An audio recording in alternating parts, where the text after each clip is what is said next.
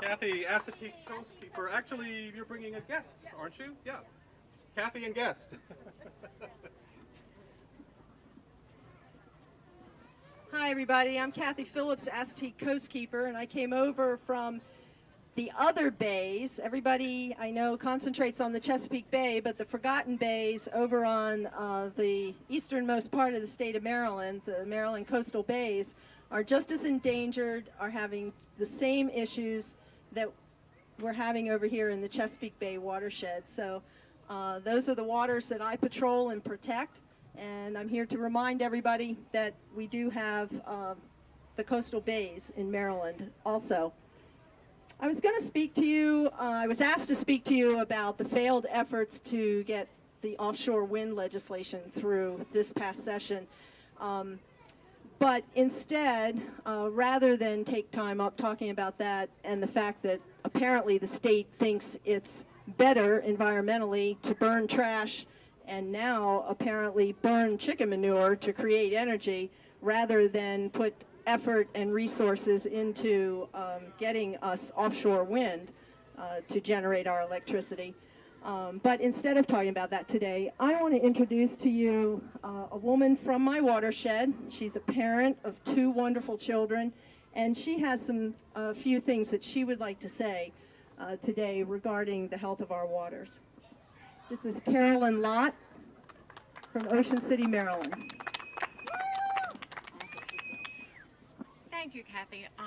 Golly, I feel like I'm among very important people and volunteers and members of River and Coastal Keepers who do wonderful work in an effort to report the health of our water, because healthy water means healthy communities and healthy people. And I feel like, well, I'm just a mom. What could I say? And Kathy said, speak from your heart. But I'd rather just quote some facts, because I, as a citizen, just have to look at facts. I'm a mom, just busy working, raising 2 wonderful boys, both of whom have autism spectrum disorder. And many experts agree that the influx of chronic disease, including diabetes, Alzheimer's, dementia, lupus, things that we've never heard of before, things like irritable bowel syndrome, which is a symptom, but we're treating these symptoms and not causes.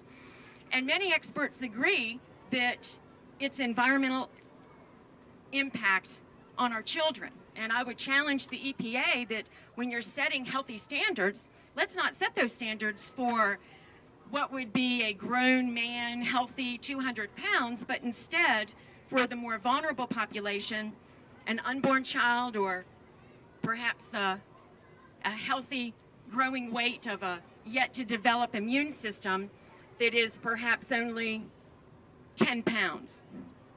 What would be that person's healthy limit to some of the toxins and elements to which we are now exposed that we were not exposed to 50 years ago? And a recent study that was done, they looked at 300 chemicals in unborn children. And what they did, ran a study of mothers and tested the umbilical cord fluid for the 300 chemicals chosen out of the 85,000 chemicals that are approved to be used. And of those 300 chemicals, in testing the umbilical cord fluid, over half those chemicals were found before the child's first breath of life.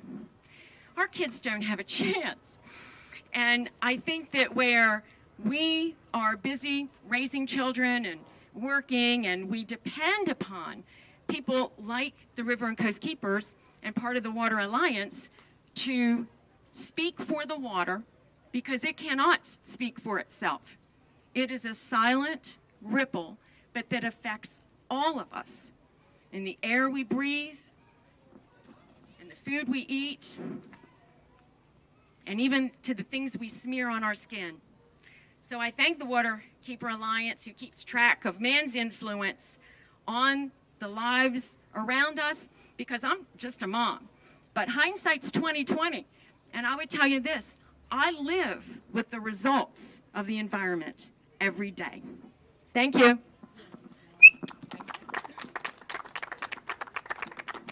Upriver the Bay. And I want to follow up a little bit on these chemicals, and specifically the chemicals that are pesticides that are getting into our waterways. Recently, actually over the last few years, we've tried to get legislation passed here in Annapolis. And let me tell you, I come down to Annapolis because I'm hoping that here, sitting right on the bay, Annapolis will understand and that they are a little more progressive than us up in Pennsylvania. We don't have a Chesapeake Bay. You guys understand that? A lot of people point up to Pennsylvania, but we don't have a Chesapeake Bay. You guys have it right here. You have to lead for us to be able to follow, because I can't, there's a lot of folks, you know, we eat deer and shoe fly pie. You know, we don't eat crabs. Some of us do. But you get up into the Susquehanna and there is no attachment to the Chesapeake. But you're asking us up there to change our ways of life and to spend more money to try and save the bay. Well, we need leadership down here for me to even be able to try to talk those folks up there into doing anything. And I've been looking for leadership coming down here to Annapolis and asking them to pass a pesticide reporting bill. We're just asking the legislature and the governor to put forth some measures to tell us where the pesticides are coming from. Who's buying them? Where are they? We know there are millions of pounds of pesticides coming in here. And it's like a giant, you know, the Chesapeake's a giant test tube. We're pouring all this stuff in. We don't know how these chemicals interact. We have no idea. So we're just trying to get a little bit of a clue. And every agency, from the USGS to the FBI, wants to know where the pesticides are, where they're being sold. Because if a whole bunch of pesticides are being sold to one person, the FBI even wants to know who that person is, just in case they have some bad intentions. The PTA wants to know, where are the pesticides going? Are they going around the children? Even the U.S. Department of Agriculture wants to know this information. But they can't agree on how much they really want to pressure anybody into telling where the pesticides are going. We're just asking for information, a little bit of information. We know the stuff is ending up there. Can you help us figure out where it's all coming from? We need to have knowledge to make good decisions, and people are hiding the knowledge. You can't make intelligent decisions in Annapolis or Harrisburg or Washington, D.C. unless you get information. So please, I'm asking personally the legislators and the governor to pass pesticide reporting legislation so we can understand more about these things. I want to tell you one more thing, a little bit about agriculture and the effects that it's having on the Susquehanna River and on the Shenandoah and on the Potomac. See, up on the Susquehanna, we like to fish for bass. I know you guys like to fish for other things down here in your more saline areas, but we're up there in the freshwater, we've got trout and bass, and now a bunch of flathead catfish, but we don't really like those that much. But when we're fishing for them, we're seeing them disappear. And when we look to see why they're disappearing, we're finding out that almost 100% of the male smallmouth bass have eggs forming in their testes. Do you get that? There's sexual mutations being caused in these fish. In the Shenandoah, in the Potomac, in the Susquehanna. But then we look over in the Delaware and the Allegheny, and we only see about 20 to 30%. So why is it so high in the Susquehanna and the Shenandoah and the Potomac and down in the James in Virginia? Well, you look at land uses and you see that agriculture is the big difference in land use. And then you look at things like atrazine, which is an herbicide, a pesticide that's being sprayed on the corn crops. And recent research has shown that that can cause sexual mutations in frogs, and it causes 30% reduction in fish reproduction. So that's just one of the chemicals. We want to know where it's going and whether or not this is the thing that's affecting the fish. And just to let you know, there's not a lot of research, but scientists have told me, the same scientists doing this research, that there has been an increase in glandular mutations in human beings too. Because guess what? We might not live in the water 24 hours a day and live, eat, and breathe the water, but we're connected to it too. So we're seeing 100% effects in the smallmouth bass in the Susquehanna River. And that's the canary in the coal mine. So are we going to pay attention? Are we going to get information? Or is everybody going to keep their blinders on? I'm hoping that we are educated and we want to know the answers. Thank you. Good job. Diana Mueller, South Riverkeeper.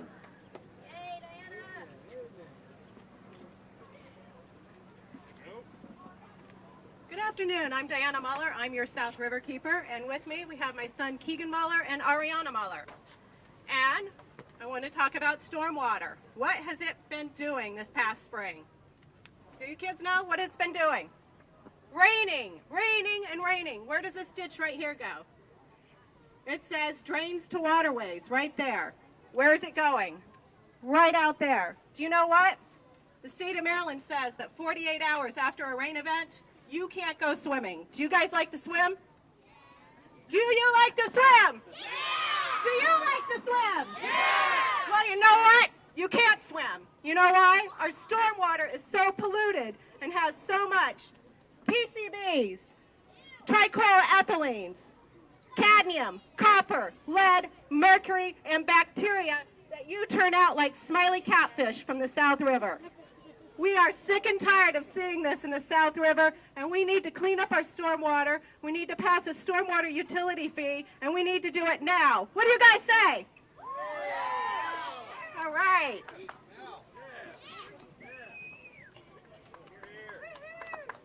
Dottie Younger, Anacostia.